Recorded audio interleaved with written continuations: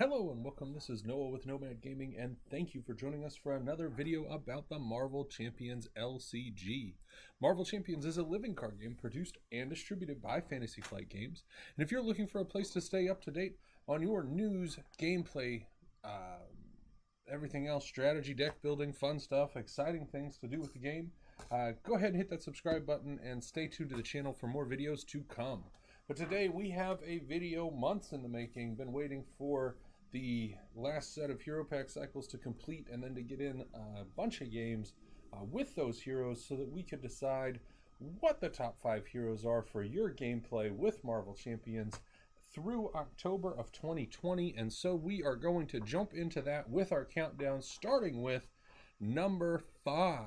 Before we jump into that, though, let's take a look at who was eligible because of the releases to be considered in this ranking. So we've got our 5 heroes from the core set: Black Panther, Captain Marvel, Iron Man, She-Hulk, and Spider-Man. In Wave 1, we had Captain America, Miss Marvel, and Thor join the game.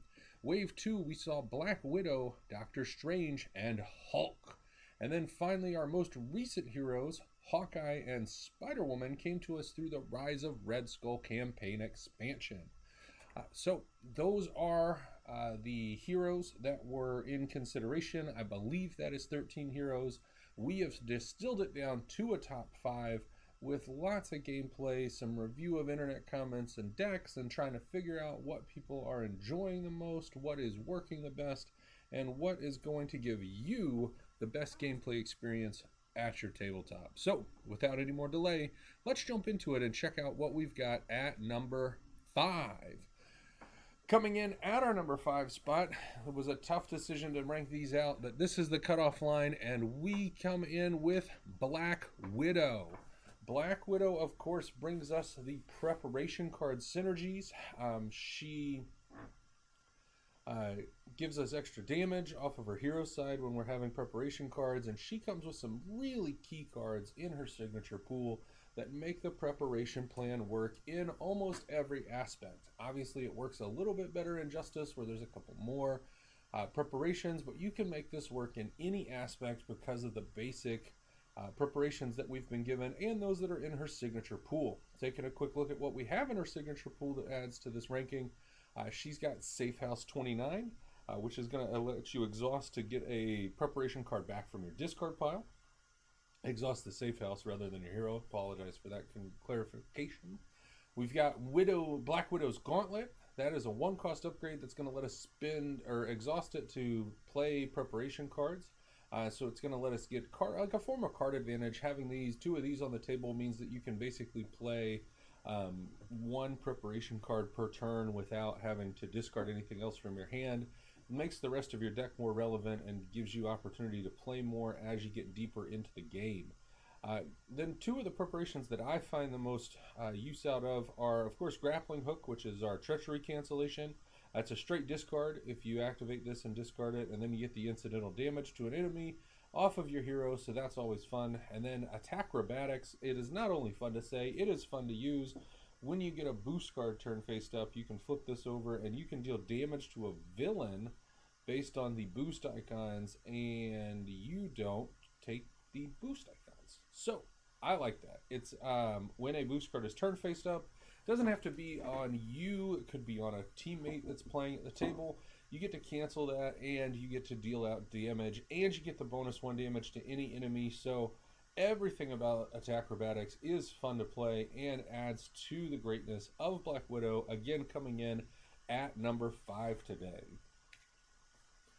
All right, swinging around to number 4, we are going to take a look at one of our newest heroes in the 4 slot, and that is Hawkeye. Definitely merited getting into the top 5, slid him in here at number 4. Hawkeye has got a signature pool that just does a little bit of everything, and it does it well. A lot of fun to play Hawkeye. One of the biggest complaints about him is he is really squishy. Tough to play him without putting in some allies as meat shields to keep him alive early in the game till you can get set up. Also got a hard mulligan trying to find your quiver, but definitely something that is worth doing and playing, and the gameplay with this is just a ton of fun. The quiver is going to basically let you draw an arrow every turn. It doesn't come into your hand, it attaches to the quiver. You can then use your resources from your hand, or maybe even Expert Marksman, which functions a lot like Black Widow's Gauntlets and giving you that extra value every turn if you can get those both out on the table. Even one of them makes a huge difference. And then we have got an entire toolbox of arrows that do everything from stunning, confusing, threat removal, big damage, little damage, area damage. He can do it all. I mean, if you can get the quiver set up with a couple of different arrows so that you have options, things are great. And then, of course, we've included Mockingbird on the screen here because Mockingbird just lets you do what you need to do. She can block and prevent damage and do all kinds of great things to keep Hawkeye alive and to get you set up. And then once you're rolling, Hawkeye really can put on the pressure and make things happen. So I enjoy this new card, really enjoying the gameplay with this. Had a lot of fun with it and can see a ton of value in both solo and multiplayer play. Swinging on up halfway through here to number 3, we are going to the other half of the Rise of the Red Skull box. That's right, we've got Spider-Woman, and Spider-Woman is going to give us an ability that puts her into the top 5 clearly and could have put her higher than number 3. This is the Double Agent ability on her alter ego card. Double Agent says choose 2 aspects instead of 1 during deck building, and you must include an equal number of cards from each aspect in your deck. So this lets you have access to 2 aspect pools, which is awesome. You can pull the best cards out of 2 aspects. You can make great new synergies. I have had a lot of fun exploring the synergies that we have here, being able to pair any of the aspects together. Also remembering that you have to have equal of those 2, and then you can fill in the blanks behind that with basic cards. The deck building is a fun way to get involved in the game. Then when you get to the table with one of these decks, you've got so many options. And then on her hero side, she's got the superhuman agility, which gives you a bonus stats when you get to play the cards. She's got a card that helps her ready herself. She benefits from other cards that help you ready. And then she, of course, comes with the 4 cards in her signature pool that double as aspect cards to be able to give you those huge stat boosts. And these cards are some of the most powerful cards that we can play in the game. Again, she's got a toolbox set here that does a little bit of everything. Pheromones is going to stun and confuse.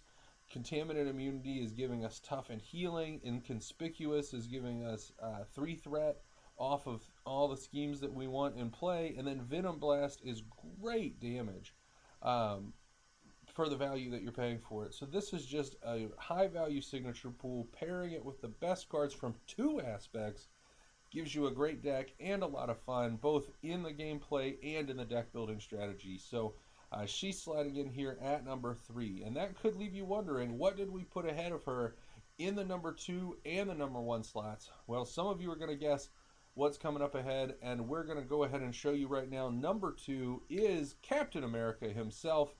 That is Steve Rogers.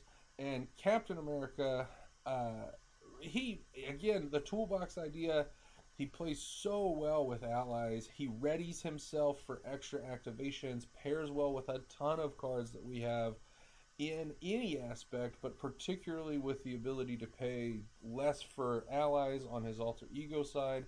And then he's got these benefits that come in with his shield, which he gets to fetch out of his deck, and then use Super Soldier Serum, one of the best resource cards that you've got in the game. It's just generate a resource.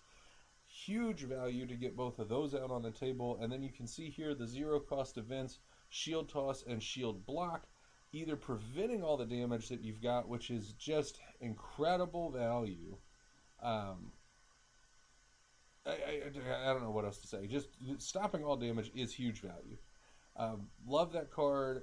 Love having it in my hand. Gives us a lot of options to take damage and then get blocked, or take it all away with the shield block.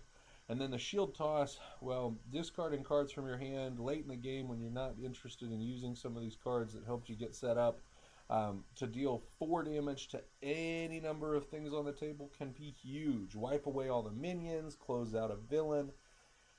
It's a great card, and I just really like playing Captain America. So much fun and value here. Not to mention the fact that he's one of comic books like all-time top characters.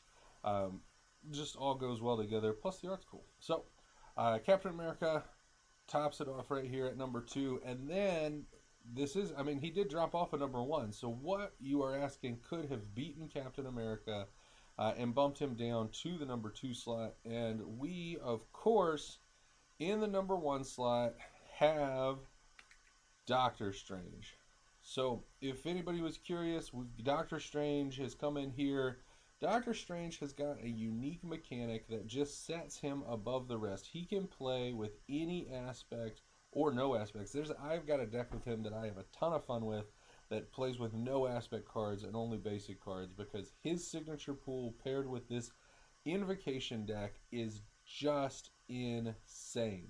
Right here on the screen, you see the invocation deck. You see on his ability, he's got the ability to exhaust to pay the cost of a top card and resolve its special ability. It's a fantastic card. It's stun. He can stun enemies and deal huge amounts of damage. He can confuse and remove threat.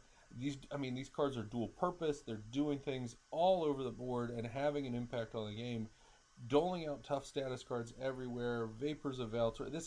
And being able to churn through this deck very quickly with some of his signature cards, helping you get through, getting Wong on the table, being able to play the cards in addition to exhausting Doctor Strange. There's 5 cards here, and you can get through this invocation deck many times in a single playthrough, both solo and multiplayer, drawing extra cards. This pool, this invocation deck, really just manipulates and changes the game in a way that puts Doctor Strange well above everybody else in the game. And so that is going to bring us to the end of our hero review today. Again, at the top of the pile, we had Black Widow. Nope, Black Widow was at number 5. And then we had Hawkeye at 4. Spider-Woman at 3, Captain America coming in at 2, and then we finished up, of course, with this Doctor Strange, which is great stuff, and we look forward to seeing you next time. Let me know what you think in the comments below. Got a lot of criticism, which is helpful for the last time that we did a hero review video. Also had a lot of positive feedback. Really interested to hear what you guys are having success with in your builds. How do you guys feel about the fact that I don't think I included any core set heroes in today's top 5? Which of the core set heroes do you think should be considered in the top 5? And how far up the top 5 do you guys think they're getting? Hit us with a like, share this video, subscribe to the channel, and turn on your notifications to stay up to date with what we've got coming down the line. And thank you so much for being with us at Nomad Gaming. And until next time, folks, let's go game.